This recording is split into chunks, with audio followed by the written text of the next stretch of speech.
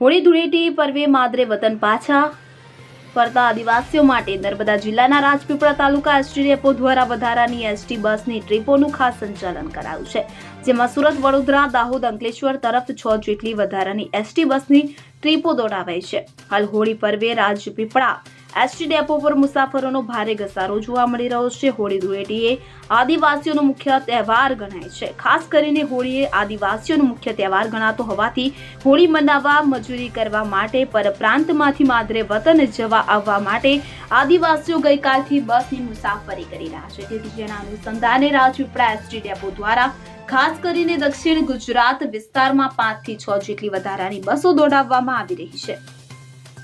આ અંગે Rajpipla ST depot manager કે.એચ. નાયકના જણાવ્યા અનુસાર હોળી ધૂળેટી પર્વે રાજપીપળા એસટી ડેપોમાંથી સુરત, અંકલેશ્વર, વડોદરા, દાહોદ તરફ 5 થી 6 જેટલી વધારાની ટ્રીપો દોડાવવામાં આવી રહી છે. હોળી પર આદિવાસીઓ મોટી સંખ્યામાં માદરે વતનમાં પાછા ફરતા હોય છે અને રાજપીપળા એસટી ડેપોમાં આદિવાસીઓ પોતાના વતન પહોંચી શકે તે માટે ખાસ વધારાની બસ ડેપોમાં આયોજન કરવામાં આવ્યું છે. આ અંગે એસટી ડેપો મેનેજર કે.એચ.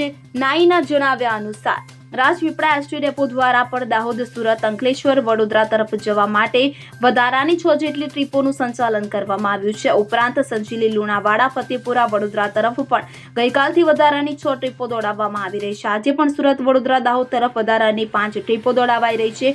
મુસાફરો હોળી પર્વ સારી રીતે મનાવી શકે અને સમયસર પોતાના વતન પહોંચી શકે તે માટે એસટી ડેપો દ્વારા વધારાની બસોની સુવિધાઓ ઊભી કરાતા આદિવાસીઓમાં અને મુસાફર જનતામાં આનંદની લાગણી ફેલાય છે.